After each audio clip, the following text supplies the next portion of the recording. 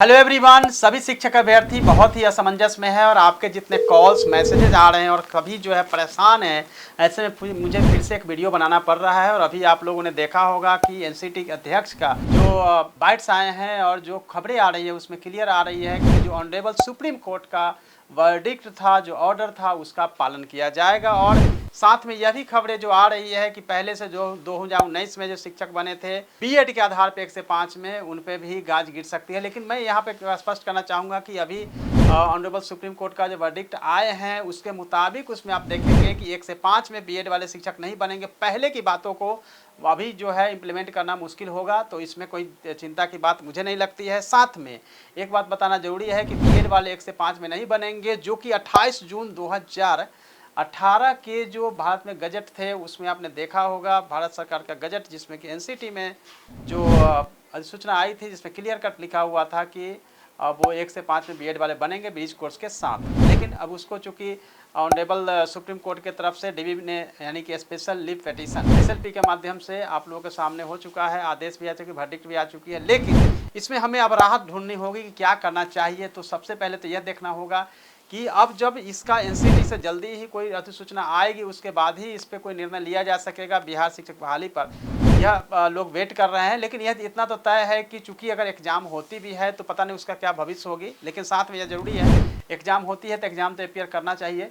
और साथ में यह जरूर देखेंगे कि आपके सामने जो है स्टेट की भी अनाउंसमेंट जो है ऑलरेडी हो चुकी है, बिहार स्कूल एग्जामिनेशन बोर्ड के माध्यम से होनी है, जिसके लिए कि जो भी बीएड के स्टूडेंट हैं जल्दी से फॉर्म को फिलअप कर दें, क्योंकि हो सकता है बहुत जल्दी में उसका एग्ज़ाम भी हो और आगे जो वैकेंसी जानी है या इसको रद्द किया जाता है तो आप उसमें अपियर कर सके। इसीलिए आप सब इसकी तैयारी करिए। क्योंकि सिलेबस आप सबको पता है कि 50 क्वेश्चंस जो पेडागोजी का है उसको देखना है और प्लस में अब आपको 100 क्वेश्चन पूछे जाएंगे अपने सब्जेक्ट से।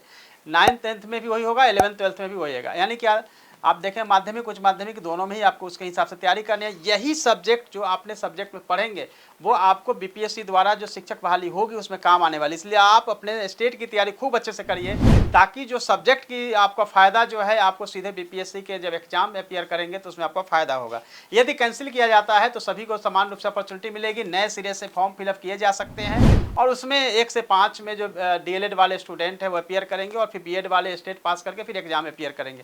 तो क्या कुछ निर्णय होता है उसका तो इंतजार करना पड़ेगा, ऑफिशियली कुछ नहीं कहा जा सकता है। लेकिन इतना तय है कि चूंकि यह डीबी से यानी कि डबल बेंच से निर्णय आया है, ऐसे में सिविल रिव्यू किया जा सकता है, लेकिन सेम ही जज साहब लोग इसको सुनेंगे।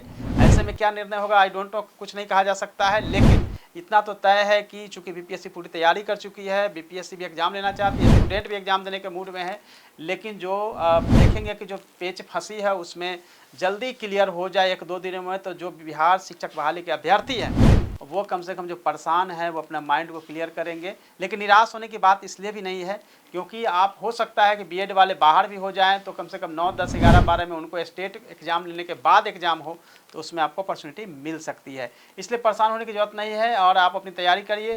और पूर्व वाले जो शिक्षक हैं वो भी आपको निश्चिंत रहें, चिंता करने की कोई बात नहीं। All the best. मैं जो भी अपडेट होगा बताऊंगा, साथ में आपको तैयारी भी करवाऊंगा और तैयारी करते रहिए, बाकी इधर उधर की बातों पर ध्यान नहीं दीजिए। All the best, thank you so much.